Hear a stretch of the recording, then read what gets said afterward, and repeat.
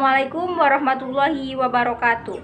Perkenalkan, nama saya Sylvia Adila Rizky, NIM 207-2056. Saya dari kelas 4B Biologi, Fakultas Tarbiyah dan Keguruan, Prodi Tadris Biologi, Universitas Islam Negeri Sultan Taha Saifuddin Jambi. Video kali ini untuk memenuhi tugas UAS pada mata kuliah kurikulum pendidikan, yaitu dengan dosen pengampu Ibu Devi Novalian MPD. Langsung saja cekidot. Assalamualaikum warahmatullahi wabarakatuh. Sebelum memulai pembelajaran, ada baiknya kita berdoa terlebih dahulu. Semoga senantiasa Allah selalu memberikan kelancaran dan kemudahan kita dalam menuntut ilmu. Berdoa dimulai. Berdoa selesai. Nah, untuk selanjutnya yaitu Ibu akan mengabsen dulu ya. Abijar Askara Fasya hadir. Sepertinya sudah masuk semua ya. Nah, sekarang kita mulai pembelajarannya. Nah, sebelum Ibu menjelaskan tentang materi apa yang kita pelajari pada hari ini, ada yang tahu nggak hari ini kita akan mempelajari tentang materi apa? Ya, tentang materi sistem pertahanan tubuh. Ada yang tahu sistem pertahanan tubuh itu apa? Jadi, sistem pertahanan tubuh atau yang kita sering sebut sebagai sistem kekebalan tubuh adalah suatu sistem perlindungan atau pertahanan yang ada di dalam tubuh manusia. Nah, fungsinya yaitu untuk menangkal radikal bebas yang dapat menyerang dan menimbulkan berbagai macam penyakit. Nah, sistem pertahanan tubuh itu memiliki mekanisme pertahanan tubuh yang dibagi menjadi dua, yaitu ada sistem pertahanan non-spesifik dan sistem pertahanan spesifik. Sistem pertahanan non-spesifik adalah sistem pertahanan tubuh lapis pertama yang tidak membedakan mikroorganisme satu dengan yang lainnya. Sedangkan sistem pertahanan spesifik adalah sistem kekebalan tubuh yang bekerja setelah patogen melewati sistem pertahanan tubuh non-spesifik. Kita bahas satu-satu ya. Yang pertama yaitu ada sistem pertahanan non-spesifik. Sistem pertahanan non-spesifik ini adalah pertahanan yang dibawa sejak lahir, tapi tidak ditunjukkan untuk melawan antigen tertentu saja, melainkan memberi respon terhadap berbagai macam antigen untuk melindungi tubuh. Nah, sistem non-spesifik ini yaitu ada jenisnya, yaitu yang pertama ada pertahanan fisik, mekanis, kimia, biologi. Yang kedua ada fagositosis. Yang ketiga ada inflamasi. Yang keempat ada antibodi non-spesifik. Nah, kita bahas satu-satu. Pertahanan fisik, mekanis, kimia, biologi. Pada fisik, contohnya yaitu kulit. Kulit merupakan lapisan pertahanan terluar tubuh terhadap patogen. Nah, yang kedua yaitu ada mekanis. Contohnya rambut dan silia-silia yang terdapat di saluran pernapasan yang berfungsi menyaring debu dan kotoran. Yang ketiga yaitu ada kimia. Contohnya yaitu mukosa dan cairan tubuh yang terdapat pada rongga tubuh yang terbuka, misalnya mulut, mata, hidung, anus, dan saluran reproduksi. Yang keempat yaitu ada biologi. Contohnya yaitu ada mikroba dalam saluran pencernaan. Nah, yang kedua yaitu ada fagositosis. Contohnya sel neutrofil dan makrofag yang berfungsi memakan virus, bakteri, dan benda asing lainnya.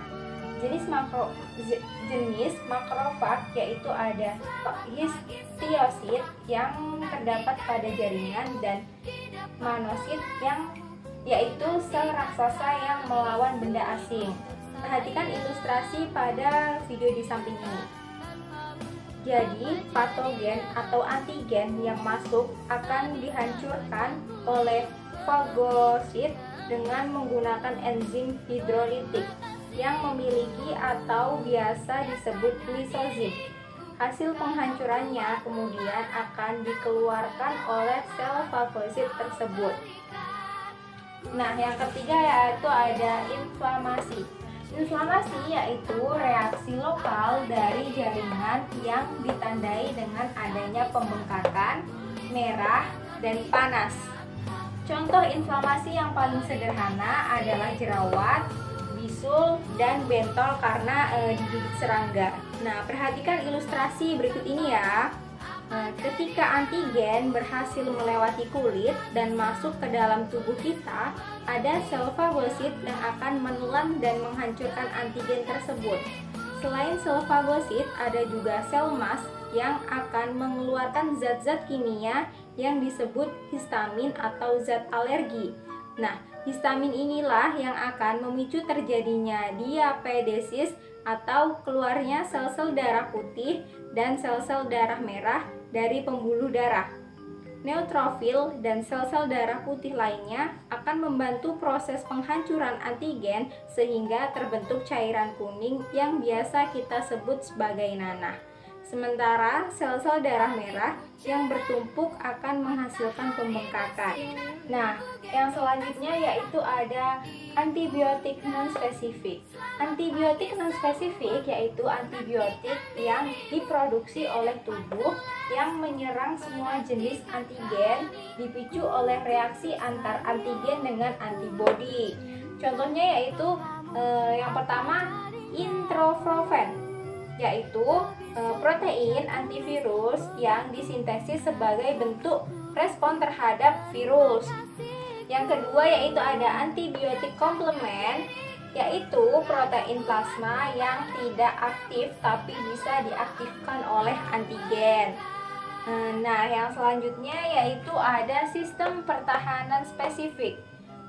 Tadi kan kita sudah membahas tentang sistem pertahanan non-spesifik. Nah, sekarang kita membahas tentang sistem pertahanan spesifik. Sistem pertahanan spesifik ini adalah sistem yang bekerja jika antigen berhasil melewati pertahanan non-spesifik. Nah, sistem pertahanan spesifik ini adalah pertahanan tubuh terhadap patogen tertentu yang masuk dalam tubuh. Sistem ini bekerja apabila patogen sudah berhasil melewati sistem pertahanan tubuh non-spesifik. Sistem pertahanan tubuh spesifik disebut juga dengan sistem kekebalan tubuh atau sistem imun. Nah, sistem kekebalan tubuh yang dilakukan oleh antibodi yang dibentuk oleh limfosit karena adanya antigen yang masuk di dalam tubuh. Nah, limfosit ini dibagi menjadi dua, yaitu ada limfosit T atau sel T dan limfosit B atau sel B. Selanjutnya yaitu kita membahas tentang sel T. Sel T adalah sel yang bertugas untuk mengenali dan membedakan antigen secara spesifik. Nah, sel T ini dibagi menjadi dua, yaitu ada sel T memori dan sel T efektor. Sel T memori yaitu berfungsi untuk mengingat jika terjadi infeksi lagi. Yang kedua yaitu ada sel T efektor. Sel T efektor ini dibagi menjadi tiga, yaitu ada sel T sitotoksik, sel T helper, dan sel T suppressor. Nah, sel T sitotoksik yaitu bertugas untuk menghancurkan sel-sel tubuh yang terinfeksi, menyerang patogen yang masuk ke dalam tubuh, serta sel kanker secara langsung. Nah, yang kedua yaitu ada sel T helper. Sel T helper yaitu yang memicu pembentukan sel B plasma, sel T lainnya, serta mengaktifasi makrofag untuk melakukan fagositosis. Yang ketiga yaitu ada sel T suppressor. Sel T suppressor ini yang menekan kerja sel B dan sel T apabila proses penghancuran patogen sudah selesai. Nah, perhatikan gambar atau video di samping ini ya. Baik limfosit T atau limfosit B sama-sama dibentuk di sumsum tulang. Limfosit T akan dimatangkan pada kelenjar timus dan lalu sama-sama dengan sel B yang akan menuju ke jaringan limfatik yang ada di seluruh tubuh. Nah, yang selanjutnya yaitu ada sel B. Sel B adalah sel yang bertugas membentuk antibodi untuk melawan antigen secara spesifik dan hanya akan teraktivasi apabila ada antigen. Nah, sel B ini dibagi menjadi dua, yaitu sel B plasma dan sel B memori. Sel B plasma adalah sel B yang sudah terdiferensiasi. Fungsi sel B plasma untuk membentuk antibodi spesifik. Sedangkan sel B memori adalah sel B yang belum terdiferensiasi. Sel B memori ini akan menetap di dalam jaringan untuk mengingat sehingga jika terjadi infeksi antigen yang sama, sel B memori akan memicu sel B plasma melepas antibodi yang sudah tersimpan memorinya. Nah, itulah sebabnya serangan virus yang kedua kali biasanya tidak akan menghasilkan penyakit yang separah pada serangan pertama. Nah, yang selanjutnya yaitu reaksi antigen dan antibodi. Nah, yang pertama yaitu ada antigen. Antigen adalah suatu zat yang merangsang respon imunitas untuk menghasilkan antibodi atau zat asing. Nah, yang kedua yaitu ada antibodi. Antibodi adalah suatu protein yang dihasilkan sebagai respon terhadap keberadaan suatu antigen dan akan bereaksi pada antigen tersebut. Nah, perhatikan gambar struktur dari antibodi yang menyerupai X. Nah, mengapa antibodi bekerja secara spesifik? Karena antigen maupun antibodi memiliki sisi pengikat yang spesifik. Nah, sisi pengikat spesifik antigen biasanya disebut dengan epitop, sementara sisi pengikat spesifik antibodi biasanya disebut dengan paratrof. Nah, yang selanjutnya yaitu ada jenis-jenis kekebalan tubuh.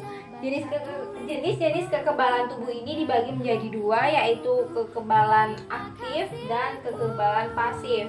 Nah, kekebalan aktif ini juga dibagi menjadi dua, yaitu ada alami dan buatan. Sama seperti kekebalan aktif, kekebalan pasif juga dibagi menjadi dua, yaitu ada alami dan buatan. Nah, kekebalan aktif adalah kekebalan tubuh yang diperoleh dari dalam tubuh karena tubuh membuat antibodinya sendiri. Kekebalan aktif dibagi menjadi dua, yaitu ada kekebalan alami dan kekebalan buatan. Nah, yang pertama yaitu ada aktif alami, yaitu kekebalan tubuh yang diperoleh setelah tubuh menderita penyakit atau terinfeksi patogen. Yang kedua yaitu ada aktif buatan, adalah proses memasukkan dengan sengaja patogen yang telah dilemahkan ke dalam tubuh sehingga tubuh menjadi kebal. Contohnya yaitu pemberian vaksin. Nah, yang selanjutnya yaitu ada kekebalan pasif. Kekebalan pasif yang diperoleh bukan dari antibodi yang disintesiskan di dalam tubuh, melainkan memasukkan antibodi dari luar sehingga tubuh bisa langsung menggunakannya. Ini terbagi menjadi dua, yaitu ada pasif alami. Kekebalan yang diperoleh bukan dari tubuhnya sendiri, melainkan dari tubuh orang lain. Contohnya yaitu kekebalan bayi yang diperoleh dari ibunya melalui air susu ibu. Yang kedua yaitu pasif buatan, kekebalan yang diperoleh dari antibodi yang sudah jadi dan terlarut dalam serum. Contohnya pemberian serum pada penyakit rabies dan tetanus. Nah, itu dia materi yang kita pelajari pada pembelajaran kali ini. Mungkin ada yang ingin ditanyakan? Jika tidak ada, untuk tugas minggu depan yaitu kalian baca-baca tentang sistem limfatik, karena minggu depan Ibu akan mengadakan kuis tentang sistem limfatik. Nah, mungkin itu saja yang bisa Ibu sampaikan. Lebih dan kurangnya Ibu mohon maaf. Ibu akhiri. Wabillahi taufiq wal hidayah. Wassalamualaikum warahmatullahi wabarakatuh.